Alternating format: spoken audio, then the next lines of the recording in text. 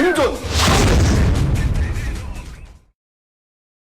반갑습니다. 자, 여러분, 저번 시간에 우리가 원자재 중에서 가장 대표적인 우리 원유를 공부했었죠. 자, 오늘은 여러분, 원유하고 같은 원자재지만, 원자재 중에 가장 대표적이지만 성격이 다른 게 하나 있습니다. 자, 여러분 제가 보여드렸죠. 바로 뭐다? 우리가 18K거든요. 금을 우리가 오늘 한번 공부해 봅시다. 그래서 최근에 우리 금값이 굉장히 많이 올랐거든요. 근데 여러분, 금값이 도대체 왜 올랐는지. 자, 더 재밌는 건 도대체 금값은 어떻게 매기는 건지, 금값은 얼마나 되는 건지, 귀금속으로서의 금이 아니라 맨날 쳐다보고, 오, 프리시어스 하고 놀래우는 금이 아니라, 진정한 금에 대해서 30분 안에 완벽하게 마스터하도록 해보겠습니다. 금은 기본적으로 가치의 저장 수단이다. 이거 뭐 어려운 말 아니죠. 고등학교 때도 금방 배울 수 있는 건데, 그래서 금은 화폐적 성격을 가집니다. 실제로 금화, 은화라는 것 표현에서 나오지만 금이란 건 기본적으로 화폐적 성격을 가지는 거고요. 원유라는 건 말할 것도 없이 현물적 성격을 가집니다. 그럼 우리 아주 쉬운 거죠. 자, 인플레이션 시기다. 자, 물가가 막 올라가고 있습니다. 자, 우리 선생님 같으면은 금을 가지고 계시겠어요? 원유를 가지고 계시겠어요? 자, 인플레이션이 되면은요. 자, 인플레이션이 되면 여러분 한번 가보겠습니다. 자, 실물이 있고 현금 있으면요. 자, 물가가 오르는 상황 속에서 뭐가 더 좋습니까? 실물이 좋죠. 그러면 당연한 겁니다. 실물. 그러면은 실물적 성격을 가지는 건 뭐가 돼야 되겠습니까? 자, 실물이란 건 현물적 성격을 가지는 건 뭐예요? 원유죠. 그래서 이때는 여러분 무슨 비중? 원유 비중을 높여 나가셔야죠. 자, 우리 첫 시간에 우리 공부했었지만 디플레이션, D의 공포라고 그러죠. 그러면 디플레이션이란 건 뭐가 떨어지는 겁니까? 물가가 하락하는 거죠. 물가가 하락할 때는 실물하고 현금 있으면은요. 자, 우리 물가가 오를 때는 뭘 가지고 있어야 돼요? 물건을 가지고 있어야 되죠. 간단한 거 아니겠습니까? 그럼 거꾸로 물가가 내리고 있으면 여러분 물건을 갖고 있어야겠어요? 돈을 가지고 있어야겠어요? 돈. 그러면 현금적, 화폐적 성격이 큰 건 뭐가 되겠습니까? 금. 그래서 여러분 간단한 겁니다. 디플레이션 시기가 되면 뭘 가지고 있어요? 현금. 자, 뭐가 돼야 되겠습니까? 금의 비중을 높여 나가는 거죠. 가장 기본적인 겁니다. 오케이. 그래서 우리 전체 자산 중에서 원자재 비중을 가져나가야 된다고 그랬죠. 그러면 이 원자재 비중에서도 원유를 늘려나갈 것이냐, 금을 늘려나갈 것인가. 가장 기본되는 건 뭐가 된다? 인플레이션이 우려된다. 그럼 뭘 늘려나가겠습니까? 원유 비중을 늘려나가는 거고요. 디플레이션이 우려된다. 그럼 무슨 비중을 갖다가? 금의 비중을 갖다 늘려나가는 겁니다. 아주 간단한 거죠. 가장 기본적인 것부터 시작해 보겠습니다. 자, 이제 넘어가 보죠. 자, 그래서 금은 여러분 어떤 특징을 가지냐면요. 금은 자, 금에 대해서 여러분 금방 이해가시는데 우리 선생님, 금이 이게 다 금입니다. 이 안에. 오케이, 이게 물이 아니라요. 오케이? 자, 뭐가 들어가 있다? 금이 들어가 있죠? 이거 얼마쯤 할까요? 한번 맞춰보세요. 자, 이게 다 전부 다 금이다. 자, 여러분, 이게 전부 다 금입니다. 금이면요, 이거 얼마쯤 하겠습니까? 지금 얼마쯤? 이거 제가 선물 하나 드릴까요? 금으로? 자, 여러분, 이게 금이면요. 자, 아주 간단합니다. 이게 지금 물 500ml거든요. 근데 500ml인데 금은 비중이 21이에요. 비중이 21이라는 거는 물보다 몇 배 무겁다? 20배쯤 어려운 얘기인가요? 아니에요. 우리 비중이란 말은 초등학교 때 다 배우는 겁니다. 자, 여러분 뭐가 되느냐? 물보다 몇 배쯤 무겁다? 20배쯤 무거운 겁니다. 그럼 여러분 이게 500ml니까 500g 아니겠습니까? 그러면 20배쯤 무거우니까는 몇 킬로그램? 10kg이 되는 겁니다. 그래서 금이 이 정도 있으면 여러분 10kg입니다. 자, 우리 한번 가보시는데 금의 단위는 1트라이온스라는 걸 쓰는 겁니다. 트라이온스. 그래서 우리가 아는 그냥 온스랑은 좀 다른 거예요. 왜? 항상 여러분 옛날에 세계 최강국은 어디였습니까? 잉글랜드, 영국이었죠. 그래서 모든 게 영국 단위가 기준으로 쓰였던 겁니다. 그래서 영국에서는 금을 1트라이온스를 쓰는데 이게 즉 약 31g쯤 되는 거예요. 그래서 세계에서 금이 예를 들면 이렇게 나오는 겁니다. 뭐 1온스에 900불이다 이렇게 얘기하면요. 즉 31g에 900원이다. 900불이다. 이렇게 생각하시면 됩니다. 그럼 1g에 얼마쯤 되겠어요? 30불쯤 하는 겁니다. 요새 얼마쯤 합니까? 1달러에 1,300원쯤 하죠? 그럼 1g에 우리나라 돈으로 환산을 하게 되면 얼마쯤? 한 4만 원쯤 하게 되는 거겠죠. 약 대강으로 봐보겠습니다. 그러면 1g에 4만 원이면 자, 10kg은 얼마죠? 또 계산 안 되죠. 그죠? 이런 좌절감을 느낄 수가 간단한 겁니다. 1g 4만 원, 10g 40만 원, 100g 400만 원, 1000g 4천만 원. 그럼 1kg에 얼마쯤? 4천만 원. 10kg이니까 얼마가 되겠어요? 4억.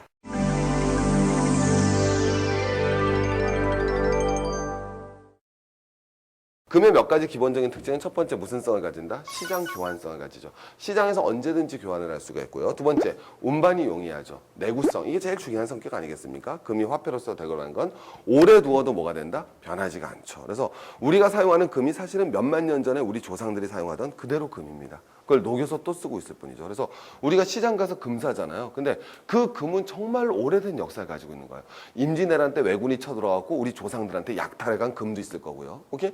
또 그 전에 우리 원사시대, 선사시대 때 목장식으로 여러분 휘둘렀던 금도 있을 겁니다. 이렇게 금이라는 건 오랜 내구성을 가지고 있죠. 그 다음에 가치가 뭐 돼요? 안정돼 있죠. 또 가분성이라는 건 뭐냐면은 쉽게 나누어 쓸 수 있지 않습니까? 그죠? 나누어 쓸 수 있습니다. 1g, 1g. 그래서 뭐 금괴 그러면 1kg 단위로 사용되지 않겠습니까? 이런 성격을 가지는 것이 바로 기본적으로 금이 되겠습니다. 금의 역사는 굉장히 재밌는 건데요. 금은 여러분 이게 나오죠. 우리 뭐가 나오겠습니까? 여러분 골룸 나오죠. 골룸 아시죠? 어머 스타일도 좀 비슷하신 것 같은데 자 여러분 화내지 마시고요. 골룸이 여러분 뭐가 돼야 되겠어요? 자 골룸이 가장 좋아하는 게 무슨 제왕이 나오죠, 여러분? 반지의 제왕. 그 반지를 무슨 반지라고 그래요? 절대 반지라고 그러죠. 여러분 금은요. 이건 우리 꼭 기억해 둡니다. 금은 절대 화폐입니다. 금의 기능, 금의 화폐 기능을 대체할 수 있는 건 없어요. 금의 화폐 기능은 전 세계적으로 금의 화폐 기능. 금은 우리가 그것을 화폐라 하든 안 하든 영원한 우리의 화폐가 되는 겁니다. 세계에서 여러분 우리 간증을 내볼까요? 달러가 무슨 화폐가 됐어요? 전 세계를 갖다 통일시키는 기축화폐가 됐죠. 달러가 전 세계를 통일시키는 기축화폐가 된 게 언제였냐면요. 1944년입니다. 뭐가 끝나갈 무렵? 2차 세계대전이 끝나갈 무렵에 미국의 한 조그만 도시인 브렌튼 우드라는 곳에 모입니다. 자, 우리 한번 여러분 경제 안 하시더라도 이런 말은 쓰실 수 있어야 돼요. 그래서 요새 맨날 나오죠. 이게 브렌튼 우드 체제, 브렌튼 우드 협정을 맺습니다. 이 협정에서 뭐가 되느냐?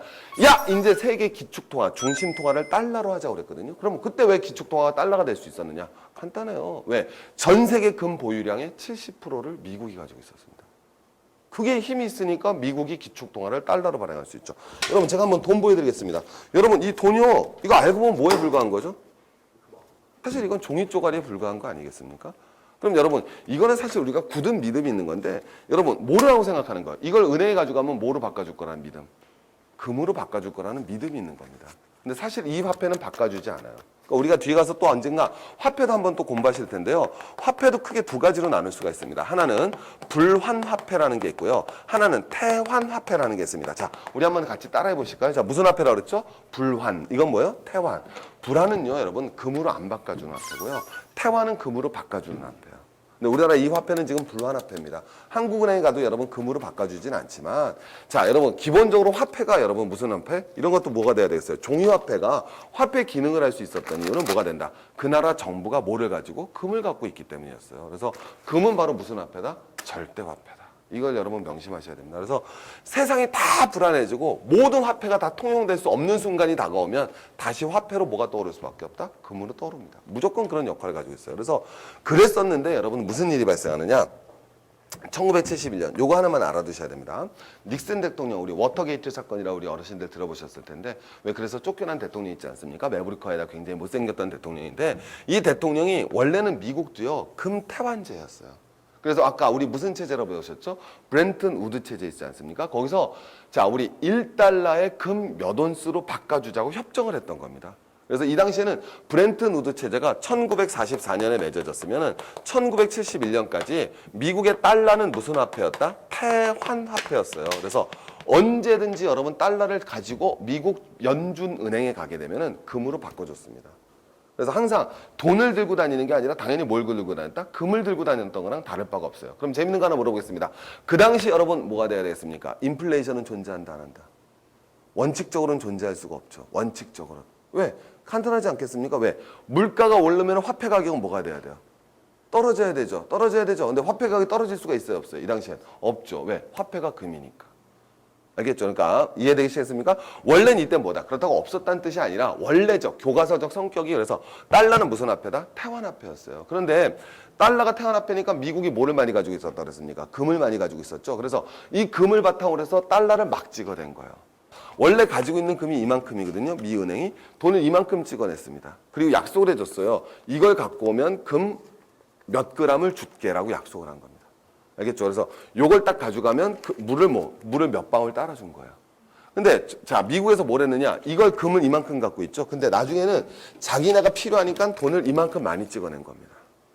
오케이? 그럼 사람들이 이걸 가지고 있죠. 이거 이름이 뭐였어요? 달러. 이제 사람들 생각이 언뜻 생각할 때 금이 이만큼인데 달러가 줄어들었어요, 늘어났어요? 늘어났죠. 그럼 여러분 이거 가지고 뭐 하고 싶습니까? 빨리. 그럼 불안하니까 금으로 바꾸고 싶죠. 그래서 미국 정부에다가 금으로 바꿔달라는 요구가 몰아닥칩니다. 그럼 미국 정부가 계속 바꿔줄 수 있겠어요? 못 바꿔줘. 못 바꿔주죠. 그래서 닉슨이 실제로 뭐 했느냐?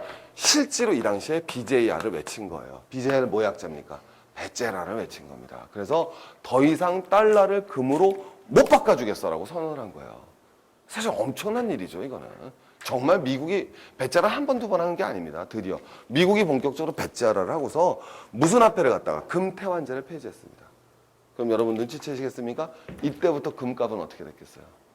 그렇죠. 어떻게 되겠습니까? 하늘 못한 줄 올라갑니다. 그래서 우리 나중에 보시면 알겠지만 1971년을 기점으로 금값이 쫙 올라갑니다. 얼마나 올라갔는지 한번 이따 바라보도록 하겠습니다.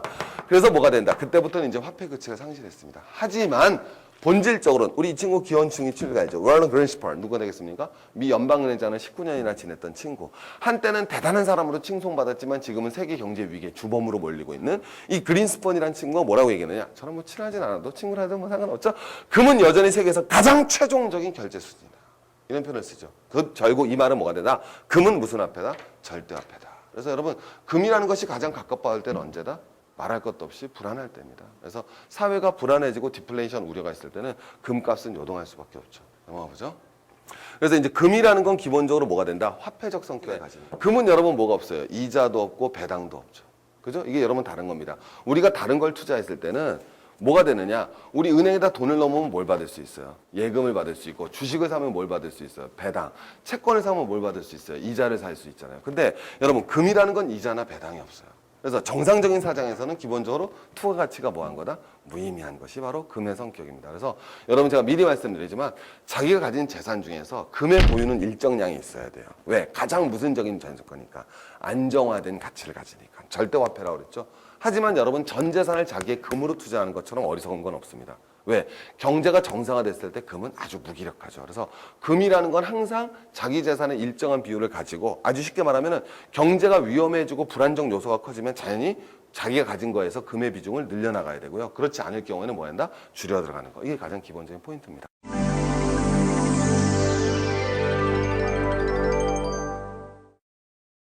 그 역사적인 금가격 변동 보시면 이것처럼 재밌는 게 없어요. 왜? 여러분 요게 바로 뭐가 돼야 되겠습니까? 우리 아까 기억나시죠? 언제가 되겠습니까? 언제? 1971년입니다. 여러분들 우리가 공부를 하고 나면 재밌는 게요.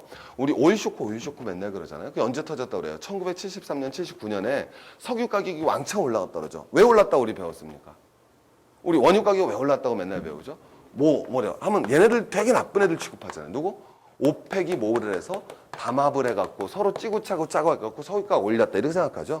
근데 사실 원유 가격이 오르는데 근본적인 원인에는요. 오펙보다 주요하게는 미국의 요인이 더 크다고 보셔야 됩니다. 왜? 경제 가장 큰 주체는 여러분 뭐예요? 미국의 역할이 크거든요. 왜?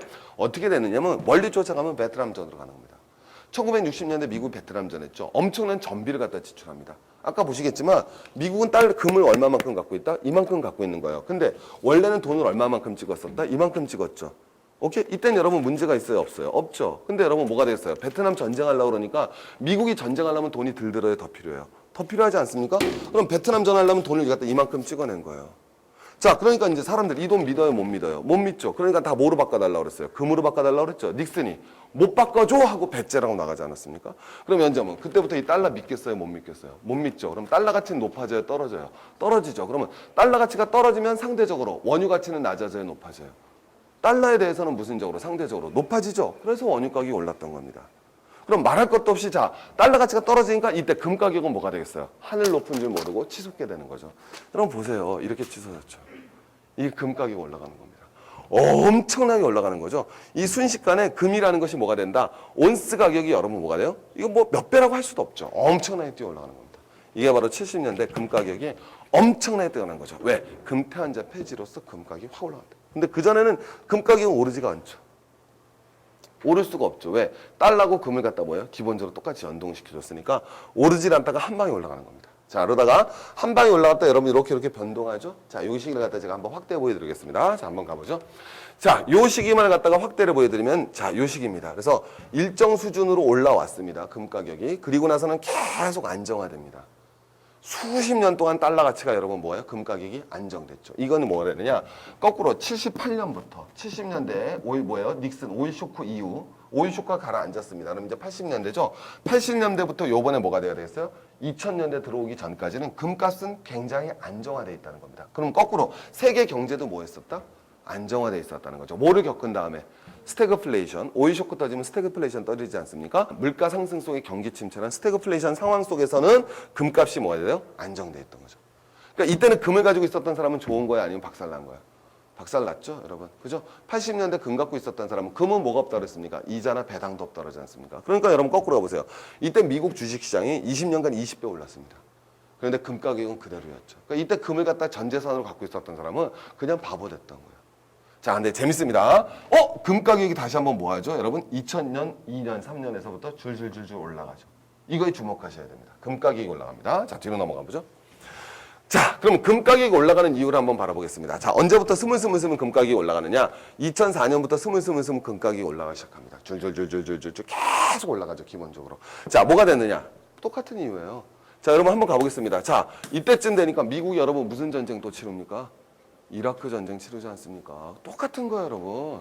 전쟁하려면 여러분 뭘 찍어내야 돼요? 달러. 그럼 미국이 여러분 또 뭘 찍어냅니까? 달러를 막 찍어내잖아요. 달러 뿌리는 거예요. 뭘 놀라세요? 어차피 다 제가 주석할 겁니다. 죽지 마세요, 죽지 마세요. 자, 미국이 뭘 뿌립니까? 달러를 갖다 이라크 전에서 막 뿌려대지 않습니까? 그러니까 당연히 뭐예요? 달러 가치가 하락되니까 상대적으로 무슨 가치가 올라갑니까? 그럼요, 금 가격이 올라가는 거예요. 두 번째 더 재밌습니다. 2008년, 2009년. 자, 이번에 무슨 우려가 발생했어요? 세계적인. 자, 서프라임 모기지 드론 사태 위에 무슨 우려? 디플레이션 우려가 발생하죠. 디플레이션 우려가 발생하니까 뭐를 선호하게 되겠습니까? 그럼요, 당연히 무슨 선호? 현금을 소유하게 되죠. 그러면 현금의 가장 대표적인 게 뭐가 있겠어요? 금. 그래서 여러분 2004년 이후에 금값은 쭉 올라갔던 거예요. 왜? 달러가 뭐가 돼야 되겠습니까? 왕창 찍어내고 디플레이션이 우려돼서 현금 수요가 늘어나는 거죠. 그래서 여러분 금 가격이 5년 동안 계속 치고 올라갔습니다. 그래서 지금 1온스에 얼마? 1트라이 온스에 900불 시대가 된 겁니다. 자, 뒤로 넘어가 보죠. 자, 이건 여러분 여러분 무슨 통화다? 파생 통화 개념입니다. 그럼 재밌는 게 삼성전자는 이 돈을 갖다가 여러분 다 당장 안 쓰면 또 뭐 해놓겠어요? 예금하겠죠. 그럼 다시 한번 줘보세요. 다시 받았죠. 자, 지금 어쨌든 파생 통화가 얼마나 나갔습니까? 7만 원 나갔단 말입니다. 그 다음에 우리 또 하나 나왔습니다. 이건 주먹은, 이건 뭐냐? LG전자입니다. LG전자도 여러분 국민한테 돈 빌려달라고 그래요. 빌려주세요. 자, LG전자예요. 이 손에. 자, 일로 빌려주셔야죠. 자, LG전자한테도 뭐가 되겠습니까? 돈이 넘어오죠. 그럼 이것도 무슨 통화입니까? 파생 통화죠. 그러면 제가 보는 통화는 10만 원 풀어줬는데 파생 통화는 7만 원, 7만 원. 얼마가 나오는 겁니까? 14만 원. 이해되시죠? 그럼 여러분, 자, 금방 나왔습니다. 자, 들어가 주시면 돼요. 그럼 이제 간방 이해되시는 게, 자, 보는 통화가 얼마 찍혔습니까? 10만 원 찍혔죠. 그런데 파생 통화는 여러분, 자, 은행이 얼마에 갖다 발행해 줬어요? 14만 원.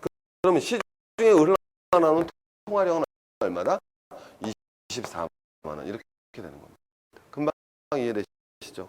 그러면 여러분 무슨 개념만 이해하시면 되느냐? 앞으로 표를 보실 때 M0라는 거는 여러분 누가 찍어낸 거다? 정부. 이건 무슨 통화다? 보는 통화. 자, 이거 플러스 무슨 통화가 나온다? 자, 은행이 만들어내는 건 무슨 통화다? 파생 통화가 만들어내는 겁니다. 정리가 되시겠습니까? 오케이? 여러분, 지금 우리 세계 경제는 여러분 어떻게 될 것 같아요? 세계 경제가 지금 괜찮습니까? 엄청난 침체입니까? 침체. 그럼 정부는 가만히 있어요? 돈을 풀어주고 있다 그래요. 돈을 풀어주고 있다 그러죠. 그러면 무슨 통화를 늘려주는 거예요? 보는 통화를 늘려주는 거죠. 그런데 재밌는 건요, 전체적인 통화량은 오히려 뭐 할 수 있다? 감소할 수도 있습니다. 그 말은 뭐냐면 파생 통화가 잘 흘러나가려면 쉽게 얘기해서 아까 국민은행에 삼성전자도 빌려주고 LG전자도 빌려주는 거죠. 근데 경기가 침체되고 위험해지면 국민은행 입장에서 삼성전자나 LG전자 돈 빌려주기 좋아요? 싫어져요? 싫어지죠. 그럼 이거 돈 빌려주겠습니까? 안 빌려주겠습니까? 안 빌려주죠. 그럼 파생 통화는 늘어나겠어요? 안 늘어나겠어요? 안 늘어나죠. 그럼 무슨 통화만 왕창 늘어날 수 있어요? 본원 통화만. 그러다가 나중에 경기가 회복돼서 파생 통화가 다시 제 위치를 찾아간다면 통화량은 확 늘어날 수 있겠죠. 자, 여러분 뒤로 넘어가 보겠습니다. 지금 세계 경제가 어떤 일이 벌어지냐면요. 굉장히 재밌습니다. M0는 무슨 통화라고 그랬어요? 본원 통화라고 그랬죠. 세계적인 여러분 통화량을 한번 바라봅니다. 원래 한 3, 4%씩 증가하는 게 맞는 거거든요. 그래서 이 정도가 여러분 안정되는 건데 보시면 알겠지만 2000년대 이후에 통화량이 어떻습니까? 엄청 증가하죠. 더 재밌는 건요. 여기 딱 보시면 알겠지만 M3 있잖아요. M3는요. 미국 정부가요. 아예 2006년 이후는 발표를 못합니다. 하도 많이 늘어나서. 얼마인지 몰라요. 아무도. 정부 자체가 발표를 안 해요. 너무 돈이 늘어났다는 거죠. 그만큼. 그러니까 통화량이 엄청 늘어나는 거예요. 이게 이제 여러분 기본적으로 세계 금값이 오른 거에 가장 중요한 원인입니다. 자, 여러분 구체적으로 가보시면 더 재밌습니다. 제가 꼭 보여드리고 싶은 거예요. 왜? 이게 망가진 표가 아니라 제대로 된 그래프입니다. 무슨 뜻이냐면요. 요 맨 끝에 보면 여기 지금 어떻게 됐습니까? 이게 확 올라가고 있죠. 자, 여러분 가보겠습니다. 요거는 자, 빨간색은 무슨 통화다? 본원 통화거든요. 노란색은 요거는 무슨 통화? 파생 통화까지 합친 겁니다. 근데 본원 통화가 나중에 무슨 통화보다 많아졌어요? 파생 통화보다 많아졌죠. 그러면은 미국 정부가 돈을 조금 찍어냈다, 왕창 찍어냈다. 왕창 찍어낸 거죠. 상상 못할 규모를 찍어낸 겁니다. 여기서도 한번 바라보겠습니다. 이것도 표를 보시면 알겠지만 본원 통화만 쭉 올라간 겁니다. 본원 통화가 파생 통화보다 더 많아졌어요. 알겠습니까? 그러니까 여러분 뭐가 돼야 되겠어요? 왜? 급격한 서브프라임 모기지로 뭐가 위험해졌습니까? 신용경색이 다가왔죠. 그럼 여러분, 자, 우리 버냉키가 뭐라고 그랬습니까? 헬리콥터에서 뭐를 풀어서라도, 달러를 풀어서라도 뭐예요? 경기 침체를 막겠다고 그랬죠. 그런 거예요, 여러분. 자, 헬리콥터에서 달러를 푼다. 무슨 통화를 찍어내겠다? 본원 통화를 왕창 찍어낸 거예요. 그러니까 여러분, 버냉키가 헬리콥터에서 달러를 풀어서라도 경기 침체를 막겠어? 하는 순간 여러분은 어디로 뛰어갔어야 돼요? 금 사러 갔어야죠. 이해가시겠습니까? 그때 금 사러 가세요 하셨어야죠. 오케이? 버냉키 땡큐 이렇게 하셔야죠. 오케이? 이해가시겠습니까? 왜? 이거 나오니까 세계적으로 얼마나 여러분 불안해집니까? 그래서 급격한 신용경색이 되면서 본원 통화가 급격히 증가되면서 경기 침체가 우려되죠. 그러니까 금값이 쫙 올라가 버린 겁니다. 나중에 그러면 그런 기회가 오시면 놓치시면 안 되죠. 아시겠습니까? 그런 기회가 오시면 놓치시면 안 됩니다. 뒤로 넘어가 보겠습니다. 자, 그래서 여러분, 그리고 금값이 오르는 거는 결국은 이제 세계적인 차원에서인데 세계중앙은행의 금 보유량을 보시면 금방 알 텐데 미국이 한 8,000톤 정도 가지고 있습니다. 굉장히 많이 가지고 있는 거예요. 여전히 아주 세계적인 지위를 가지고 있습니다. 그다음에 스위스가 유명하죠. 근데 스위스가 금 보유량이 확 줄어들었습니다. 그다음에 유럽주 줄어들었는데 최근 금 보유량이 늘어나는 건 바로 어느 나라나? 중국이죠. 중국이 여러분 몇 불에서 400톤에서 1,000톤으로 가지고 있습니다. 그래서 중국은 앞으로도 계속적으로 금 수요의 최종 아주 대표적인 금 보유를 늘려갈 국가로 보입니다. 왜? 결국은 중국 입장에서 미국과 무슨 통화 싸움을 하겠다는 거야? 무슨 통화 싸움? 기축 통화 싸움을 하겠다는 거 아닙니까? 그러면 자기네 나라를 궁극적으로 기축 통화를 만들어주기 위해서는 뭐를 많이 가지고 있어야 돼요? 금. 그래서 여러분 중국은 지속적으로 금 보유량을 늘려나갈 겁니다. 금방 이해되시면 되겠죠. 그래서 각국 보시면 재밌는 게 여러분 우리나라는 얼마 가지고 있는 것 같아요? 금을. 듣고 나면 쓰러지십니다. 한번 맞춰보십시오. 미국이 8,000톤, 중국이 1,000톤. 우리 얼마쯤 가지고 있을까요? 1번 1,400톤. 한번 설명을 드리겠습니다. 2번 140톤. 3번 14톤. 자, 몇 번일까요? 3번 14톤입니다. 그래서 우리나라는 여러분 금을요 14톤밖에 없는 나라예요. 여러분 제가 이거 몇 킬로그램이라고 그랬습니까? 10kg이라고 그랬죠? 이거 100개 쓰면 몇 톤이에요? 1톤이죠. 그죠? 그죠? 100개 쓰면 이거 1,400개밖에 없어요. 우리나라 중앙은행이 가지고 있는 금이 이거 1,400개밖에 없습니다. 우리가 지금 수업하고 있는 이 교실 안에도 다 들어가겠죠. 그거밖에 없습니다. 그래서 한국은 금을 굉장히 조금 갖고 있는 국가입니다. 그럼 여러분 나중에 큰 위기가 닥쳤을 때는 한국 경제가 안전해요? 아니면 굉장한 위험할 수 있습니까? 위험할 수 있죠. 그래서 기본적으로 대한민국 정부도 금 보유량을 앞으로 늘려나가려고 할 겁니다. 한국은행에서도. 자, 기본적인 상식적인 판단입니다. 뒤로 넘어가 보실까요? 자, 그래서 이런 금값 상승 요인은 뭐가 되느냐? 기본적으로 디플레이션이나 달러 가치가 엄청, 왜? 제가 말씀드리지만 금도 우리 똑같은 겁니다. 여러분, 자, 다시 말씀드리지만 우리 뭐가 돼요? 주식 가격은 미국과 한국이 똑같아요? 달라요? 다르죠? 오케이? 그 다음에 채권 가격도 뒤에 배우지만 다른 겁니다. 하지만 원자재 가격은 미국이나 우리나라 달라요? 같아요? 같죠? 그럼 똑같은 겁니다. 그래서 금도 똑같은 겁니다. 금은 원화 가치가 하락한다고 영향을 받는 게 아니에요. 세계의 돈은 원화예요? 달러예요? 달러 가치가 하락하거나 세계적인 디플레이션이 닥치면은 금값이 되는 겁니다. 우리가 원자재를 볼 수 있다는 거는 세계 경제를 볼 수 있다는 거예요. 단순한 무슨 경제? 국내 경제를 떠나서 세계 경제를 보는 시각을 클리어 나가자. 이게 원자재에서 여러분과 저가 함께 하고 싶었던 목표가 되는 겁니다. 마찬가지로 하락 요인은 뭐가 되겠어요? 세계 경제가 안정화된다면 뭐가 되겠습니까? 금 보유는 늘리시면 안 되죠. 근데 여러분 지금은 어떤 경제학자들도 나오면은 세계 경제는 불안 요소가 없대요, 남아있대요. 그렇죠. 그럼 여러분들이 부자는 아닐지라도 최소한 여러분 자산 중에서 일부 자산은 뭐로 가지고 있어야 되겠습니까? 금으로 가지고 있으셔야죠. 그래서 금을 가지고 있는 방법은 뭐 금은방 가서 사시는 방법도 있겠지만 은행에 가시면 여러분 금 통장을 만들 수 있습니다. 그래서 뭐 골드 뭐 이런 상품들이 있으면요 국제적인 금 가격으로 사실 수가 있습니다. 근데 그것도 여러분 마찬가지로 달러 환율 리스크가 있기 때문에 보셔야 되는데 어쨌든 금을 사시는 방법이 있고 마찬가지로 금 펀드를 들 수 있는 방법도 있죠. 그래서 원유와 동일한 방식으로 여러분 은행에 가시면은 아주 우리 통장 거래하듯이 금을 갖다 여러분 거래하실 수가 있습니다. 그래서 국제적인 금 가격으로 여러분 샀다 팔다 하실 수가 있어요. 오케이? 그게 하실 수도 있고요. 여러분 작은 금액이라도 하실 수가 있습니다. 그 다음에 마찬가지로 금 펀드도 가입할 수가 있고요. 오케이? 아니면 여러분 더 하면은 자 여러분 장롱에 있는 금 계속 가지고 계셔도 되고요. 시중에서 금 사셔도 됩니다. 방법 여러 가지가 있는데 하여튼 금이라는 건 여러분 이런 요인에서 결정된다. 머릿속에 넣으실 수 있겠죠. 그래서 우리가 한번 금과 원유와 같은 원재재를 통해서 국제적인 시각을 한번 넓혀보는 그런 기회를 가졌습니다. 자, 우리 다음 이 시간에는요. 우리 현금과 채권, 그죠? 예금과 채권 여러분 잘 안화되실 텐데 채권과 예금이라는 성격 규정부터 따라서 어떻게 우리가 또 자기의 자산을 지켜나가는 생존해 나갈 수 있는 틀을 마련해 보는지 다음 시간에 현금과 채권으로 가보겠습니다. 파이팅!